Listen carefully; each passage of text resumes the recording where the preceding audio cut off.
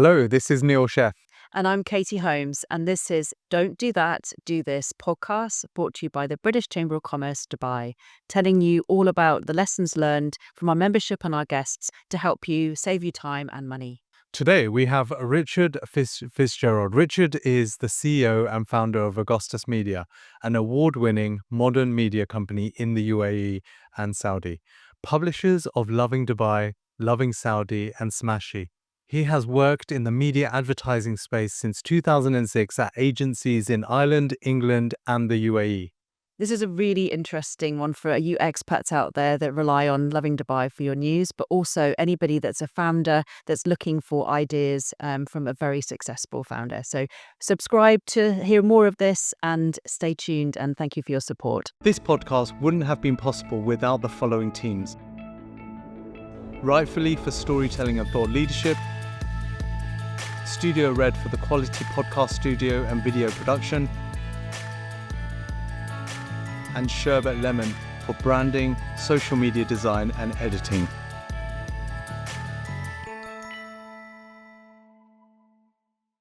Hello, good morning. So great to have you here. So should we say Mr. Lovin Dubai or Richard? Good morning.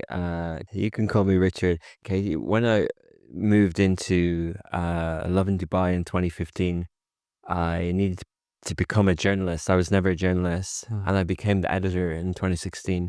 And I almost had to rebrand myself. You know, when we go through careers and phases. Yes. So the PR world in Dubai, who I wasn't exposed to before, I changed my email from Richard at, mindshareworld.com to rich@lovindubai.com. And I was known as Rich from Lovin Dubai. And that was a phase. That was a 2-3 year phase. And now I'm sort of, Stuck with it. yeah. And I never really saw myself as Rich from Lovin Dubai. I just felt like that was a role that was needed in the business at the time. I needed to be out there in PR. I needed to have the journalist hat on. But I have always aspired, because I was MD of an agency at the time, and I wanted to be, running my own business. And now, Richard, CEO and founder of Augustus Media, this is sort of how I see it. Yeah. But, I don't sort of shake it off too much, because, the phone rings in Dubai and we're in all these other cities, and they're still being associated with the Lovin Dubai brands. Yeah. I enjoy it to a degree, but also scaling the business and empowering others to step into that role and being less accessible are all important things too. Yeah.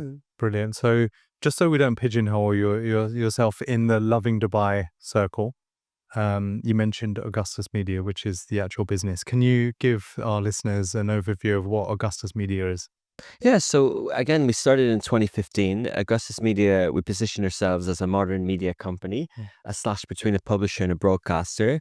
I'm holding up my phone. Everything is text, audio, and video, and you've seen our studios as well. Like, it's designed like that. We sort of see ourselves as, what would a radio station, a TV station, and a newspaper all choked together into an office space, and what's the workflow around that and everything. But Augustus Media, our mission is to become the modern media company of choice in the Middle East and North Africa.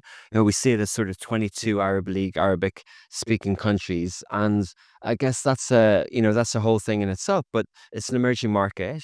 We'll talk later a little bit about, media governance and regulation and guidelines in the region, and why it wasn't possible for global media conglomerates to be in the region in the past. Why wasn't News Corp here under Rupert Murdoch? Why did other companies not necessarily go here? Some are the history of media, and some are as your business and different factors as well. And also pan-Arab media didn't necessarily happen to a degree. There are some case studies, but these countries are all broken out, and they all have their own local channels and newspapers and everything. So that's Augustus Media. We like, in the UK, there's modern media companies who were born in this millennium. In last century, depending on what decade, you're either a radio station, a TV station, or the century before a newspaper per se. And this century, you're something online. And, we make life hard for ourselves. We try and do everything online. Yeah. And we try and do fast social news online at the moment. There's a nice example in the UK, Tortoise, always call it Turtle, Tortoise Media, who do podcasts. And the references in the name, they drop an episode every week. It's slower news. They don't chase slaves to algorithms. They don't publish every 10 minutes like we do. Yeah. But, there's Lad Bible Group who went public in the UK. There's Vox Media in the US, a conglomerate of different types of publications. And then you have many different types of media. But essentially, Augustus Media is a modern media company. If you were setting up a law firm today, do you do law tech? Or if you set up an education firm today, do you do ed tech? Is it marketplace? Or do you do, the principles, the history of that discipline? Yeah. And we hire, so to that point, the law firm might specialize in cybercrime law, or might understand different things of digital requirements nowadays, terms and conditions documents, as well as other types of documents that you create when you're launching a business. So Augustus Media is essentially a digital media publisher. We've always strived for credibility. Every country we go to, we're getting the licenses, we're getting the media regulatory, those other licenses that you need. And there's regulatory growing pains in many countries that we've tried to enter and are in. And but that's our aspiration, go where other people haven't gone, and build bit by bit. We see it as a sort of a 10, 20, 30, 40-year project. Yeah. And that's the kind of exciting journey we've been on. So you mentioned governance, so I'll just pick up on that straight away. How restrictive is that working? Obviously, you worked in Ireland and London. What's the comparison of having a media company here, and what you can say and how controversial you can be? Yeah, people, like everything, I think there's internal governance that people do in their own house and their own operations. And then a lot of what you experience is corporate comms, when big corporations will tell you what you can and can't do. But fundamentally with media, the way I try to understand this, like I grew up in Ireland, I'm aware of UK and Irish media. Obviously, everyone's aware of American media who speak English. But I thought freedom of speech. I thought, you can write what you like, as long as it's true. But that's not the case. And why isn't that the case? Because the constitution is different. A constitution written in some parts of the world for 320 million people now, in 1774, that puts the First Amendment. That's cool there. Right. The constitution here is linked to Islam. It's linked to the Prophet, peace be upon him. It's linked to leadership and defamation and all these sort of things. And this was fundamental. When we launched Lovin Dubai, people were like, oh, you got to do reviews. And we're like, well, business wise, it didn't work. Like going out and getting a free meal and being, the equivalent of that is 500 dirham or whatever. Yeah. And going back and writing something in the evening for 2 or 3 hours the next day that you could sell for 3-4 times that price as a sponsored article. So it didn't work. But actually what we learned over the years is the defamation. So there's 3 pillars that we teach all the team. No Islam, Prophet, peace be upon him, no leadership, and no defamation. No harm one's ability to earn a living. Don't say, we met the very hospitable GM of this hotel this morning, and no one would ever have anything bad to say about him.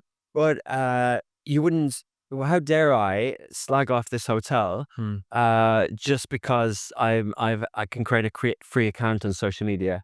If that will cost this hotel 1 customer, then how dare I? And I think that's what you need to understand. However, it does get so innocuous and it goes so far that it's very, very difficult. Fire breaks out near the airport. Hey, Rich, a senior Emirati person now won't get their flight on an airplane because of your post. Okay, cool, fine. Oh, so if we didn't say it was near the airport, even though okay, cool. So, I get it. Right, we've harmed the economy here because our post has caused 1 ticket sale less. Okay, cool. Then let's not do that. Do you know what I mean? So it goes so far. Another one. It's windy, right, and it's very the weather is really bad, right, and like everyone's posting weather updates. There's nothing wrong with that. It's actually fine to a degree. It's actually fine. Then from the private sector, someone rings up and goes, that building that you showed on one of your posts that isn't built yet and will be in 10 years, that has a banner flying off it. Yeah, because you put it up, we won't be able to rent the building in 10 years because people will remember that the banner was wasn't strapped on properly. God, You know? you must have nerves of steel. That makes me so nervous thinking about that. And I suppose also what you're saying is about mindful marketing, isn't it? It's mindful of what you're posting. And that leads me to a question that I'm sure that a lot of the listeners will have is what control, if any, do you have on some of the comments under the post? Because obviously that's trolls, potentially. Yeah. Yeah, and I think going back to it, we're definitely in the fast social news era, but because we know how to monetize it, because we monetize against our audience. Yeah. But media companies can evolve. I remember watching a documentary of Nickelodeon, and they started out with what they could afford to do, which was live broadcasts in a studio that was vacant at 2 a.m. or whatever. Then 10 years later, they did little soap operas. Then 10 years later, they did Rugrats because they could afford the animators. And it's an evolution. Like, I would love to monetize original content, but in this day and age, it becomes harder and harder. And to do what legacy media did becomes harder and harder. Our process of approvals is we have different levels of approvals. The should we do this post, this story, then the headline, and then the link. But if that isn't replied to by our editorial team in 15, 20, 30, 45 minutes, then it goes up. So we have to trust. We have to trust, and that's our culture. Like, Augustus Media, we have 3 values: tenacity, velocity, and ingenuity. And ingenuity believes that everyone's got a brain. Yeah. There's a little bit of genius in everything we do. So you have to train and trust. And it's like, football, putting kids in a team. This is what we're doing. We recruit them out, have in Rashid School, one of the eight schools in AUD. We recruit from there and everywhere, right? And so we trust people. And then going back to the comments, so on the Lovin Dubai platform, on the app and on the website, there aren't comments, but there are comments on our social media, which is owned by Meta and Google, right? And there's a section something 23 that they debate over this in the US. It's like the gig economy, Yeah. are people contracted to drive the car or the delivery or whatever, or are they full-time employees? And this is where unions come in, and this is where regulation and everything. And it's a global issue. People put it down to, are the drivers on the captains on the street being looked after here? Well, actually, this is debated in courts in California. This is a global issue. Who's responsible?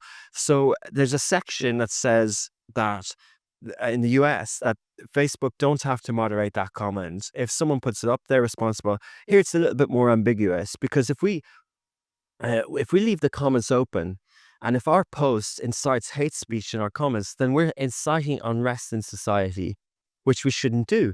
So that's the degree of responsibility that we know we have, and we don't want to. So we don't want to trigger people. We don't. So that responsibility would be on your channel, even though it's on Instagram Meta. So that it wouldn't be Meta's responsibility to remove harmful comments from this region. It would be your responsibility, is what you're saying. Yeah, technically, that's what Meta say. That's what they say. So they hide behind that law in the US that they got someone to lobby to put in a few years ago. Anyway, but so basically, they should have more. Of course, they should have more accountability, because they only give us the tools later. Turn off comments was only a feature a few years ago on Instagram. It wasn't there. So they should have some responsibility. We should have some responsibility. But ultimately, in the cybercrime law in the UAE, going back to the defamation comment, if you write it, you're responsible. Like, if you write that hate speech, or if you do the defamation, but there is responsibility on our side as well. And we have been, and this is a point about, like, sometimes a press release would go out, or a government entity would put something out for the purpose of TV or control media, in a way, as in controlled environment, like newspaper, where you can't feel the temperature in the room because you can't see all the comments or all the triggeredness or whatever. And then it goes up and it's fine. And then it opens up a windfall of, like, comments. Yeah. And it's only then that it becomes a problem. And that's where the screenshots of the Lovin Dubai go around the WhatsApp at government level going, why did they post that? And we're kind of like, well, is there anything actually wrong with the post? No, okay, cool. They're off in comments. So it goes down to that sort of degree. Okay. Going back to, well, unless you had another question on this topic, I was going to pick up on values. Yeah, let's Okay. let's go values and then I'll come in Okay. afterwards. So you mentioned 3 core values that Augustus Media follows. Velocity, was it? Yeah. What were the 3? If you could break those down, because I'm Yeah, quite interested so in those. velocity, tenacity, and ingenuity. So velocity, Facebook used to have move fast and break things. We just think about momentum, Hmm. and each of these values, by the way, Katy, have behavior types underneath these. My sister is an occupation psychologist in TFL, and so she has studied the UK at different degrees, and she helped me with putting the behavior types underneath it. So we values champ each month. All employees nominate one person based on the value, based on the behavior type, based on the example, and they get an extra 500 dirhams or whatever. So the values are there, but the velocity is momentum. Uh, if you have many projects, which one can you carry momentum forwards? In tennis, how can someone win 6-1 one set and lose 6-1 next set in the same game, same conditions, same opponent? It's all about momentum. And projects and work is a lot about momentum. And so it's about moving fast and empowerment as well. But I have a 5-minute rule. It's not exactly 5 minutes, but it's the thought of it. After the meeting, I document it. Now with these AI minute notes is great. Easy, yeah. But I document, I create an action. So if I pick that up in 10 days time, there'll be momentum. And then I'll decide, do I slow that one down or do I pick this one up? I remember asking Gary Vaynerchuk, I spent some time in Hudson Yards with that team, and I asked him, he always talks about sleeves rolled up and being in the trenches.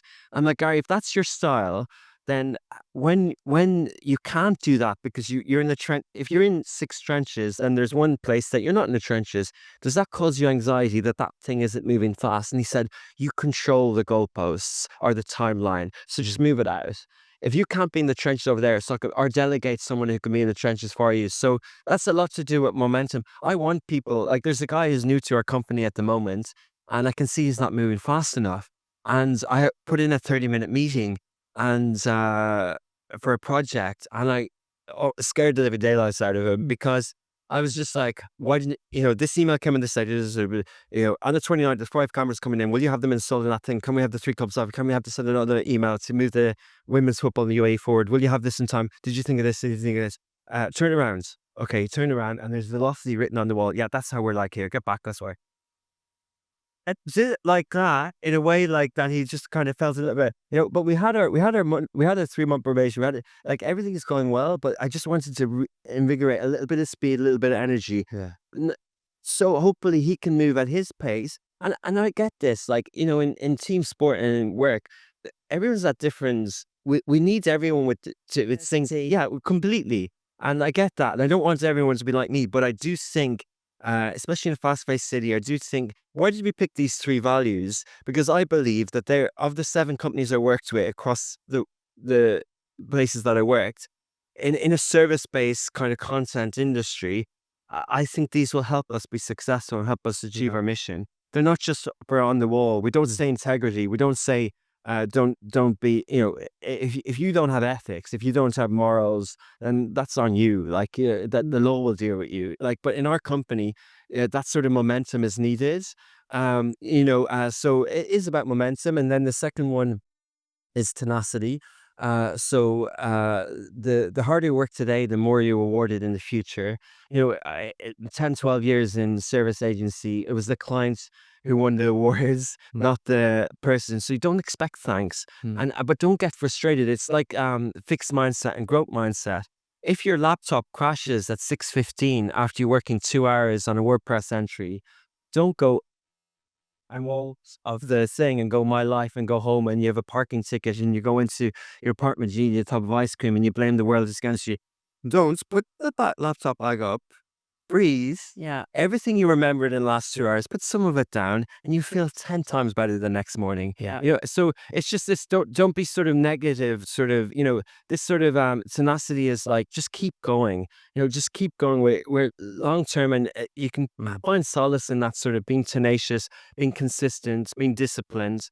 And then the third one is ingenuity. And I really like that. There's a bit of genius in everything we do is the tagline on that. And I really like the ingenuity one because it's helped us with diversity. We haven't had to have DEI requirements or too much. Now we signed pledges and we've done some stuff, but whenever we did assessments, whenever we actually look back, and as we grew to now 110 people, and the split is just unbelievable because it was built into this value. I remember I worked in a company between what WPP and Augustus Media. I was briefly MD of a startup. And I remember the founder was so focused on aesthetics and how the image of the company was. He didn't like the name on the CV of the receptionist. Her name was Angelique. So he renamed her Ace because that suited. Okay. And she watched YouTube videos all day. And I was kind of like, cool, yeah, I'm not going to do that. So now, like, basically everyone in our company can grow. We don't have a support staff system, right? Like the driver's a transport coordinator, they get promoted. If we're doing what we have an ingenuity session on the first Thursday of every month where someone shares a media type creator business they like, the housekeeper, the lady who makes a coffee, sits in on it and learns, and so does the receptionist. And so in that way, it does organic. Sounds organic. Yeah, it does so much. And, I think from that value alone, we can have leaders of the future within our business. We can have that sort of thing. And it's just believing like there's equity and then there's equality, but it's just believing that, what's your worldview? Like Warren Buffett says, like, was he born with the genetics because in the US or but can someone from somewhere else do well? And I think Dubai is great for that. And I think, it also helps being in a sort of lateral thinking sort of creative industry, and it's where you kind of need ideas. You need people to be able to on podcasts and on our shows to be able to speak their minds to a degree in terms of have their personality come out. And another thing about culture and values is I remember being at a company in London, one of the coolest social media agencies in the world, and most people had a great time there. I was afraid to go to work in the morning. Like I was paralyzed at my desk because everything I did was like checked and stopped, and like my bosses kind of bullied me and this sort of thing. So whenever across our region now, we have 50 people in Egypt, we have 20 people in Riyadh. Uh, if ever I hear of someone feeling stressed in the work, if they put their hand on the door in the morning and don't want to walk in, that's on us. Everything else is the stressful world. It's what you mentioned earlier about like the pressure of the eyes on what we do. We can't really control that. We can only be there when the phone rings. But if we can make the environment safe for people to come in, then that's really on us, and that sort of approach deals with so much of internal issues, conflict, harassment, respect. It deals with so many things that, luckily, alhamdulillah, like our office in Dubai particularly is such a nice, safe, welcoming environment for everyone who comes. And what happens if someone doesn't fit in? So when you talk about somebody, the example you gave of someone that wasn't quite up to speed, how do you support them to stay, or is it just very cutthroat and it's you're not speed in, speed out. It's that good. I did go by that, like hire fast, fire fast. People say hire slow, fire fast. No, hire fast, fire fast. Let trial happen. Like interview process can be so good, but how can you tell a footballer or a chef if you can't see them training with the teammates or in the kitchen? Totally, yeah. So you have to see them working. But again, like we're not I think diversity is important. It's not massively, as long as they're not toxic, as long as their attitude is right, Yeah. they'll stay. But Netflix had this radical transparency, and the team will fire them for you. They'll tell them if they're not good enough. That doesn't really work in this part of the world per se. And I don't want it to. It's very American to a degree. I know that's a broad stroke, but basically, to a degree, like we just manage the process. We have a PIP process. We have, there's 3 months, we extend it.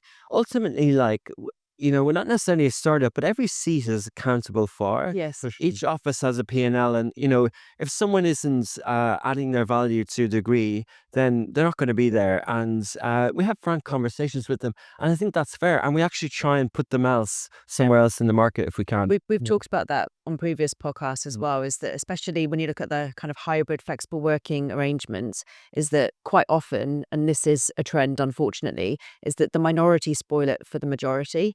And it affects people individually. So you do kind of rely on the team and the culture to not weed people out, but to not spoil it, basically. So my question to you is, do you have that flexible arrangement? Do you have a hybrid culture? We don't. I kind of guessed that. Yeah, I could. No, we don't. And I don't really believe in it. Especially going back to the example of as like football or Yeah. kitchen, or how can you in that world? I know every world is different, every industry is different. But if I was a footballer and I said I'm going to come on Saturdays because that's when the team play, okay, cool. But how do you know who to pass to? What everyone else is training? Oh no, but I live over here. So I'm not going to train. Okay, but I'll train at home because my coach is about all this sort of stuff. So it's just a little bit of that. And look, like if I was working remotely when I was 23, 24, 25, Yeah. the discipline, some of it was toxic, some of it was stressful, but there's no way. There's no way.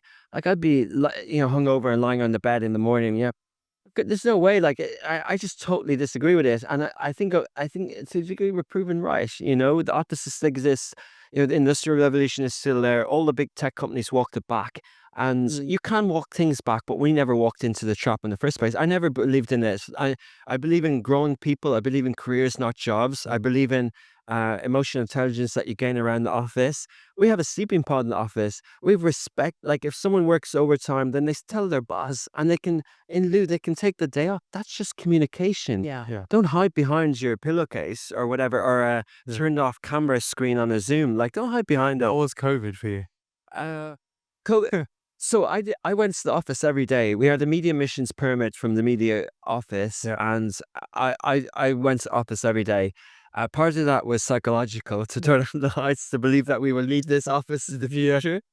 But Katy, my sister's broadcaster on Lovin Dubai show, we went live every day. And we did the 10 o'clock at night, on Wednesday nights when the national sort of broadcast in Arabic, we translated that into English and our numbers went through the roof. Really? Our page views, which, they call it a Trump bump, in media back when he got elected, but there was a corona page views bump back then, like March 2020, our page views just went up to the highs of where they were before, even though we were shifting into more native social publishing.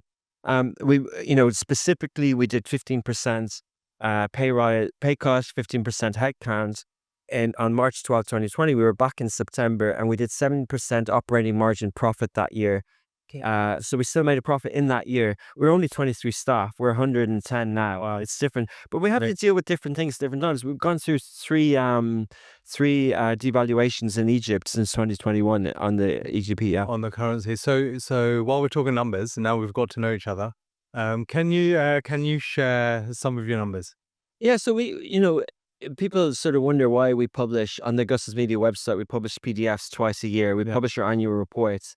Part of it is I believe in transparency in the region. I think it'll help the ecosystem. And also we would like to list in the future. So it's that due diligence. It's that start as you mean to go on sort of thing. And we always operate at a 20 to 25% operating margin EBITDA. So this year we aim to grow 26% this year. So we wanted to do $12 million gross, 9.1 net, and like 2.1 corporate tax coming in. Let's see, net profit. Okay. And we're on track. Like, we will beat those numbers just. Q4 is about 40% of our business. Yeah. UAE is about 8% of our business. Saudi for us this year is stagnated, and that's something I'm not proud about. It's our doing, it's not the market's doing. GDP is up 1 or 2% this year, it'll be 5% next year, but it's our doing. We made mistakes there. We've been there 7 years. We're 100% foreign-owned media company in Saudi, and we were the first. And there's 20% corporate tax, there's withholding tax.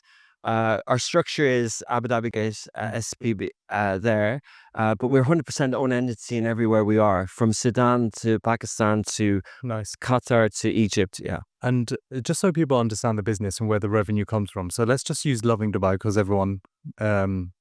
most people in this region have seen it, have heard about it. Where does Lovin Dubai, or out of that 10 million, what does Lovin Dubai represent? What percentage roughly? And then where is that coming from? Yeah. So it's sort of top line, as we're building the business and talking in the marketing world, we see Augustus as sort of the Unilever, the house of brands.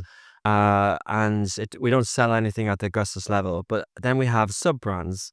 So like the Dove or whatever, that's the Lovins. Or Apple has a sub brand structure. So Lovin is a local news and lifestyle platform, Lovin Life, and its sub brands are 22 cities currently across the region. They're horizontal brands. Lovin Dubai, we don't dilute that. We don't go Lovin Food, Lovin Sports, because we keep everything sport for Dubai as a horizontal. Then we have another sub brand called Smashi. Smashi's tagline, like Lovin is Lovin Life, YOLO, adulting, memes, jokes, a little bit of escapism, but also local news. And then Smashi is, the tagline is driven dreamers doers. It's the belief that there's a young cohort in this region that wants economic prosperity, and that sort of hopes and dreams element.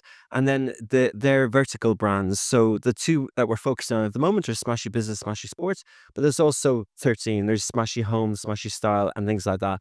So in all of those, and I'll talk about Lovin Dubai, we have 3 revenue models. We have a branded content, 2 types of advertising. A branded content, which is kind of a services advertising, where it's the content and the media buy together. And then I'll break them down. And then the second one is traditional digital advertising, which is now programmatic and revenue share, which can happen on your owned and operated apps and websites, but also can happen on your YouTube or your Snapchat chat or your X. You can get rev share based on views.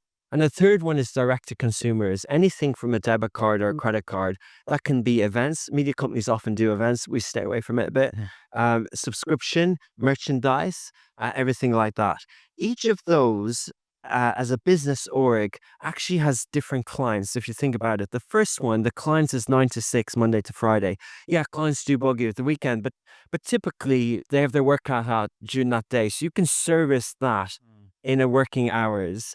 Right. The second bucket, audience revenue, your client is your tech partner. You actually don't sell anything.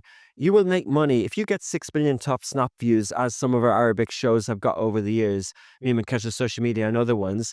We made nearly $1 million from Snapchat, 50% rev share. Every 4 snaps there's an ad, because the good salespeople at Snap have just opened with Evan Spiegel an office in Riyadh this week. The good salespeople in the region are funneling that money in there, and they built that ad tech platform that all we have to do is do good content. Same with YouTubers, same with creators. If the revenue setup is there, and a lot of platforms are moving more there, Spotify are moving a lot there.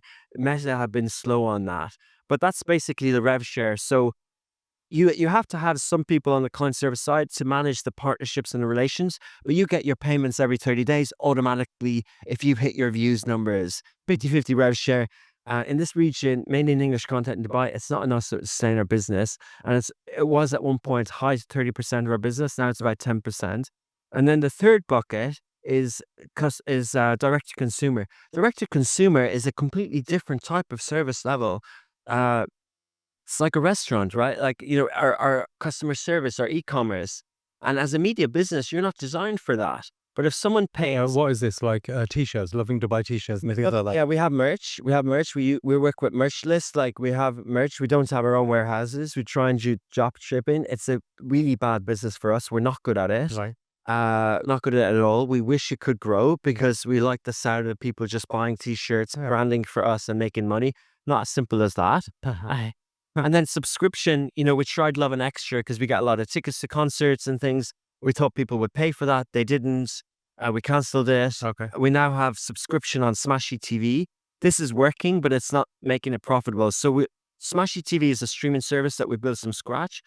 We have media around sports and business. But also, the app itself is 18 dirhams a month or 30 dirhams a month. And we stream 2,000 local games. We're Federation partners, production partners with AI cameras for futsal, volleyball, basketball, and handball. If you go to the UAE, I know this is a timely thing, but if you go to the UAE national team, you'll see Smashi Sports on the jersey, because that's how we're paying for the rights for the local league.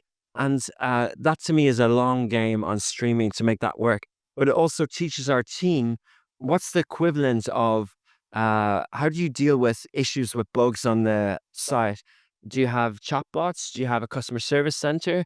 When Disney Plus launched in the region, They didn't need to worry about tech. They had that. They didn't need to worry about library of content. They should have localized more, but they didn't need to worry about that because they had the Disney IP. Their only questions were, which call center will we hire? Will we go for the Armex one or the Etisalat or the Do one? And us building a tech team in Egypt, there's Twilio, there's Intercom, there's these services. We use Zoho a lot. Zoho Sales IQ for the troubleshooting. This is how we do it. But I'm trying to say, guys, if we want 1 million subscribers, how do we deal with that? You know when I learned this, back then in COVID time or Corona time before, I used to go into the office on a Saturday before the weekend changed, and I would be covering the workloads or whatever. And I remember, typically someday maybe I wasn't in or something, and we did a competition, and someone drove up from Ajman to collect the tickets, and there was no one in. They saw the office on the website JLT, and there was no one in the office. And he said, "I know you're there. I see the posts on Instagram or whatever." We're like, "No, they're remote staff. They're X.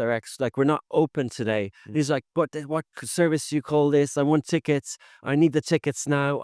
But they're in the office. We're open 9 to 6, Monday to Friday." "No, I see you're publishing." So the expectation on this person for us to be there 24/7 is, when people say, "Oh, spin up a subscription business," yeah, organization structure, digital transformation and all these buzzwords, like, fundamentally it's a different business. Fundamentally, the margins around it. So, why are we bad at merch? Is it because the t-shirts are bad? Is it because we don't do marketing? Is it because people don't want to buy Lovin merch? Or is it because we just don't understand an e-commerce drop shipping business? Yeah. And it's not the core business. Yeah. And last night, I was going through Lovin Dubai just to get some inspiration for this podcast.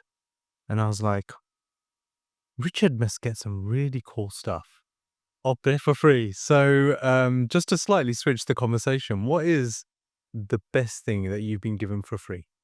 So we operate with, this is a tagline buzzword, we operate a sponsor content model. In other words, if we did the jolly freebie stuff thing all the time, we wouldn't have a marketing business. Yeah. So we sort of stay away from it, and we have a manifesto on the website that explains this, but we sort of stay away from that. We get a lot of invites, Yeah. and alhamdulillah, we're lucky. Lovin Dubai is known; it's top of mind. We get invited to a lot of things. Gives me anxiety in Q4 because every night there's an event. Like you were talking about, you're at one last night. There's so many things. Look, I've had nice events in the region. Yeah. I've been to, like everyone, I've been to beautiful hospitality things. Springs to mind, at the World Cup, I was with Visa in a lovely box. When they said there's no alcohol in Qatar, we had alcohol. Okay, it was a matches style, like all the top whiskeys in the world. At a Germany game, like there's been nice things like that. Or was there, when you were in hustle mode when you first launched the business, and maybe you weren't making as much revenue, but someone saw the visibility and went, and send you something like that. Yeah, they're amazing press troops. Like in the last month, our young Saudi team have been to Hong Kong, Turkey, Tokyo, on press trips, and these are full on. This is full on business class travel, itinerary, culinary, meeting nice people. Like the press trip world is amazing. Like I've been on helicopters, we have private jets. Like there's been nice stuff, but but governance and going back from the WPP era, like that sort of anti-bribery and anti-thing, like this is something we're constantly working on, we're constantly building. We stamp a lot of it out by saying, hey, you have to pay for it, this sort of thing. If you want, we don't do coverage, right? Like it's branded content, we'll do a report, we'll boost it, we'll give you, it's marketing. Like if someone's getting 30,000 dirhams a month as a retainer and PR agency, that's a function of the 4 P's of marketing. Therefore, where's our piece of the cake? You know what I mean? So I remember I interviewed a guy once, I wouldn't say which media company, but he came to us and I could see he was down and out. He was on 6,000 dirhams a month, and we kind of started a lot higher than that, And he said, I said, describe your day. I come to work, I have coffee at 9:30. I look at what Lovin Dubai wrote last night and I put it on X platform here, which people will know. And I just realized that like they have to subsidize their income because they're not being paid. So he had to make up that 6 grand with another 6 grand of meals in a month. He's not being paid. So this is the thing. Like I can't just say no and then we have to pay them more because people will say, oh, but it's expected that I get some free stuff because you're not paying me well, per se, right? But if people start taking free stuff, then how will we run the business? If there's a marketing, right? And but then it's like, well, then going back to the user, 80% of Lovin Dubai stuff is editorial all year round. At the moment, there's a lot of branded content stuff. There's a lot of ads, but they're native, right? Like if we're promoting an event, people will think that would likely go on Lovin Dubai. But we've signed a media partnership agreement and we have deliverables against these things. So, it goes back to like, if we put everything up that's a press release, then where's that sort of community story? Where's that curation? How are we helping people understand what's happening in the city? And like Lovin Dubai is supposed to capture the zeitgeist, right? The city has changed in the 10 years we've been doing. We've written about transgender people being stuck in the upper layer of the airport. We've covered all this stuff over the years. I mean, if we don't, then what era are we in? Then how is this relevant? True. How is this media? Like Dubai wants to be the media capital of the region. It has evolved. It's got good systems in place. It's got media offices. It's got ways to work. If we stick within those three pillars, then we can do it. And then it's like, if we went down the press release route, then you've got no value. You've got no audience, and you can't sell against that audience. So it's all linked. And for the small business owner, I've got a personal story which I'll share in a second. But for a small business owner listening to this, who's got a really cool story. In fact, let me just share what I was about to share, and then I'll ask the question. So this summer, and I purposely, and you don't know this, my wife pitched Lovin Dubai for my daughter. Don't think I've told you this either, Katy. So this summer, Sienna, I gave her a project over the summer because I was like, she's going to be at home. Everyone's left Dubai. Why don't we try and do something? So she came into my office every week and she launched her own channel called Sienna Startup Stories. Yeah. So she was interviewing founders. And her first question to founders was, well, explain your startup like you're a 7-year-old. And honestly, the reason, like her confidence, just everything changed in this space of 6 weeks. And she would come in every week and she was like, Daddy, can I come in on Friday as well? I was like, look, I've got a business to run. I can't just be your cameraman going around the office. And she absolutely loved it. And then we put together this channel, Sienna Startup Stories, on Instagram. And then she pitched Lovin Dubai. We didn't hear back, but and I didn't want to leverage our relationship. She was just like, it was a bit of fun. We'll see if anyone would pick it up. The question for you is: there's so many businesses with really good stories, or they've got an innovative product. Now, Lovin Dubai and the other brands may not be relevant, but given your experience in the media industry, what's the best way to pitch a story? Like from your team's perspective, when you get a story, how do you, like, for a small business owner that's maybe doing it themselves, they don't have a PR team at this stage, they're on that journey, what would you recommend? Is your daughter still doing it? She did. We're gonna probably do it in Christmas. Yeah. But she's got the 9 grid. Her interview is on Instagram. Like that story is a type of story that we cover all the time. I'm thinking of 2 or 3 this week that's just like that. Yeah. A girl in Saudi and other things. Like we and I greet the guests in the morning on the Lovin Dubai show, and it's often really a young female DJ or community stories is likely the cut through, the ability to sort of get through that DM, and the amount of resource that we have. That's the thing, is that you must be getting pitched all the time. There's a lot of things, and the ability to cover everything in the timely thing. But I sort of think that we eventually do get around to them, and I think we'll eventually get around to that one because it inspires other people and it's nice. It's good. It's a good story. In terms of PR and comms, I'm not necessarily an expert on that. People have different views on this. Like I do believe, I was kind of, not speaking fondly of PR agencies a while ago, but I actually believe in that function. My brother has a comms agency. I believe in the function if you can afford it at the right time. Doing podcasts, like putting yourself out there like I'm doing now. I'm trying to get the Augustus Media story out there, and I'm grateful to the British Chamber, that system to allowing me this place to have a voice. And then you've got your own channels. Social media is your own channels. So there's that.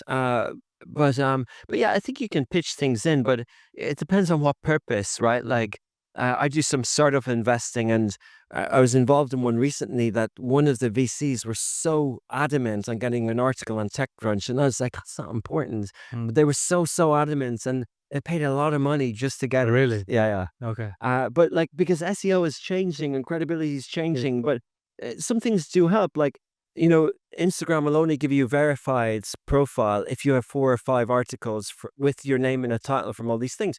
So we could chase that. We have a bit of PR on Smashi Sports at the moment, and an article with Smashi Sports will help to get a blue tick on Instagram, or we can just pay 60 dirhams a month or whatever the price is. So it just depends, right? Like for me, it's to what end, and what's your marketing structure, and what's the plan? Like, is it vanity? Is it validation that you get picked up? Is it attention? Yeah. And a lot of this stuff is, a lot of this is, a lot of the creators that come on the show don't really care whether people are watching the show or not. It's more like what the cut that they put in their own Instagram to show that they were on traditional media because they're getting credibility. And I get that, right? Like Augustus Media is trying to get credibility. For me, years, a Wikipedia page was really important.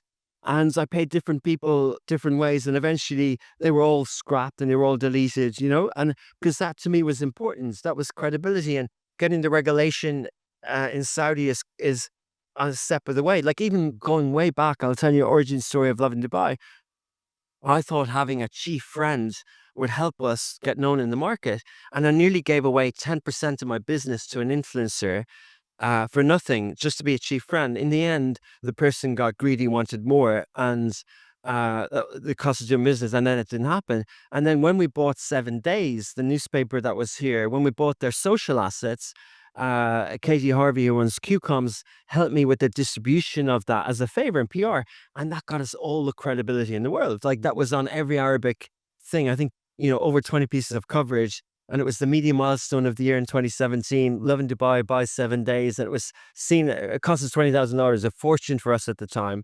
But that's if you strive for credibility, you can get it at a certain stage. But to what cost? And is that do you want to be famous, or do you want to?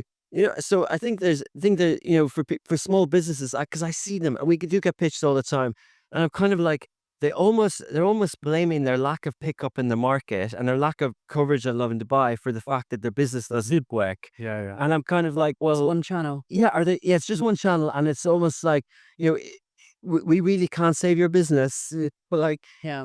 but we did a business bounce back thing in 2020 in the summer of that time, and it did help a lot at the time because we weren't getting our clients, and we had a lot of reach at the time. And I do get, that awareness piece that we offer can help, but as you said, Katie, it is one channel, and when you're struggling for survival and you can't breathe and business is tough, that thing that you think is the holy grail mightn't be. I think not really helping, but yeah. So just out of interest, going back to Augustus Media and the journey, what was your journey from Ireland to London, but specifically as well, London to Dubai? And when was that? Yeah, so in 2012, so I graduated in 2006. I was struggling to get promoted in Dublin. An economics and German degree. I joined a digital media agency. Really, got a diploma in the evening just to get that job, and I loved it. It was joined in 2007. Celtic Tiger Ireland. We were on our Christmas party was in a chateau in the south of France with a booked out plane. Like it was full on. Next year we were in a Pizza Hut equivalent after the 2008 and a crash, right? So and then the recession of 2009, and most people were hanging on to their jobs, and I was like, yeah, but I'm not getting promoted. I was on €25,000 a year. Took a pay cut to 22,000 sterling to get a manager title with We Are Social in London. I was out of a job in 7 months in 2010 because I clashed with my bosses, and I was doing one thing in London, more sophisticated ad industry, higher digital spends. In Dublin, I was doing 10 things. Amazing. I was doing PPC. I was doing email marketing for Aer Lingus. I was doing Jury's collection. I was doing Coca-Cola widgets on Bebo and Facebook. I was doing all that stuff. Nice. And, and then in London, I set up a burrito blog, 52 burrito dates, and it got me known because I won a year's supply of burritos, and blogging was what podcasting is now. and everyone had a blog. And then so I did that, and I was literally unemployed in Shoreditch when I was 27 in London in 2012, in 2010, 2010, yeah, on my 27th birthday. Yeah, and by November I got a job with MEC Wavemaker, and that was 500 people. Times this the best places to work. Champagne when we won that award. 400 people in Sada. I used to cycle through the city with a fixed gear, single speed bike. I lived in a ex council place with two friends, and I had long hair, and I was loving London, and London. Loving London, yeah. That's the next one. And I loved it. And I was having a great time. Like, I was socializing. I was doing my marathons. And I was going out. And I was having fun. And it was 2012. So the social media was big then. And I got the recruiters here sort of bitched me. I remember cycling through the city, the financial part, one January evening without gloves. And it was like this. And the email in the inbox was like, do you want to interview in Dubai? Dubai is hot. Never been to Dubai. Interview, didn't get it. A few months later. Sorry, that was through a headhunter or someone you'd worked with previously? Headhunter, yeah. One of the recruitment agencies, they're still here. It was Ogilvy was the agency. Okay. And then that didn't work. And then I got a social media director job at Mindshare. And a guy called Boya Balogan was in the London office, and he sort of brought me into a small room. He goes, are you interviewing? You know, when you go, you don't want anyone to know. I'm kind of like, how do you know? He's like, well, I got the job for a head of digital for MENA for the region, and they've told me they're hiring a head of social to report into me, and they've told me they're interviewing you. And I'm like, okay. He's like, and because he was a more senior role, so they flew him over, and he showed me a picture of that Business Central tower looking at the palm with the sun looking out the window. Nice. Sold. Yeah. So I did that. I came and I was, because my jump, Katy, you asked about Dublin to London didn't work because I was like, I was going to football games for the first time, like an Irish kid. I was going to art galleries. And for the first 7 months, I thought I was obsessed with work, and I was, but I was stressed and I didn't give it my full, and it didn't work. Eventually, London really worked. I got promoted. I was senior account manager. I really liked it.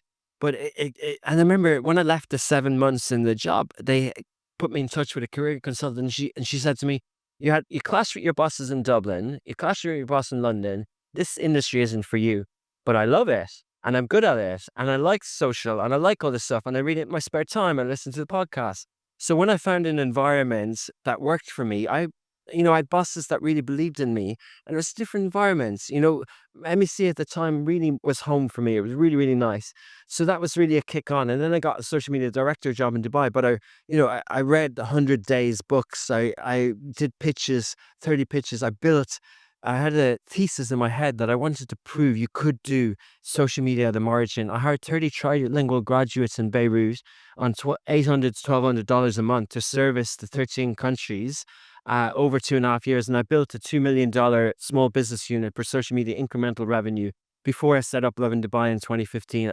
But I did that journey. And then that map that Mindshare had that is still in our office today, that's sort of like, they had 13 offices in that sort of MENA map. That map is still the blueprint for Augustus. That's still the map so what I learned getting on planes, even into Iraq, Egypt, Beirut, I would go up and down. I wasn't in Dubai for 3 years. I had an office here, but our clients were regional. HSBC, Middle East, Nissan, Infinity, all those brands.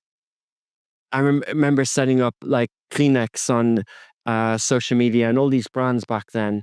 So that was the jump into Dubai, and whether I stay there or not. But I'm going back to the points. Like, I loved London, but I was in London. I thought I was in London coming up to the Olympics. And I left a month before the Olympics, but I thought it was going to be the best place in the world, and it was, and it still is. It's amazing, but I didn't feel that sort of youth energy. I felt the city was already built. There was something built about it. There was something about the pace that I didn't feel the energy, and I was looking for a city that had that speed. Like London in the 60s, or Paris at the time of Picasso or whatever, or New York at a certain phase. And I felt like that Dubai had that, and that's why I'm still here. Yeah. So what's next? So we do have top line 5-year plans, and we do 1-year plans. We do quarterly planning. We're celebrating 10 years old in Dubai next September. Congratulations. Thank you. 2025 would be a lot about that sort of 22 to 25-year plan that, 2025 will be finishing out. We're just doing budgets at the moment. We're trying to do 25% growth. All the GDPs are looking good next year. We'll try and do that $15 million gross. I think we can get to $20-30 million revenue by 2030 from the Gulf. I think we'll open an office in Jeddah with Qatar, Abu Dhabi, Dubai, Riyadh, and Jeddah. I think with those 5, we have government procurement portals in all those countries. We have licenses. We have people in Egypt to build apps, which, our other business is Odium, a content shooter. I think we get to that number. And then I would like to find some sort of kick on. We have our same board, our same sort of original 20% people, which they get dividends, they're happy. But I kind of want a list. I want to get it to $100 million in revenue at a timeline that works. Like, there's some things that we can't control. We can't control the internet penetration in Egypt, for example. So at that timeline, we'll do it. But, the next phase is more governance, is more structure, things like that. With Lovin Dubai and with the brands, I really believe in streaming. We want to launch a Lovin Dubai fast streaming channel. I believe in that sort of the way that the screens are moving into the car, into the headsets. The mobile will be there, but there's other ways to consume media. That sort of the Web3 stuff, but all that sort of mixed reality, that era that we will gradually kind of move towards. I don't doubt that you'll be at the forefront of them and advising us all. And thank you so much for your time and for sharing the story. And congratulations on your anniversary for next year. Although this might be 2025. We could be Sounds like speaking from the past. Yeah, thanks for being here and the conversation. I was just thinking, actually, for when this podcast goes out, we might actually, and you know this more than anyone, we might have to play for the clicks, and so we may need to actually put Mr. Lovin Dubai, who runs Augustus Media, if you're okay with that. That's fine.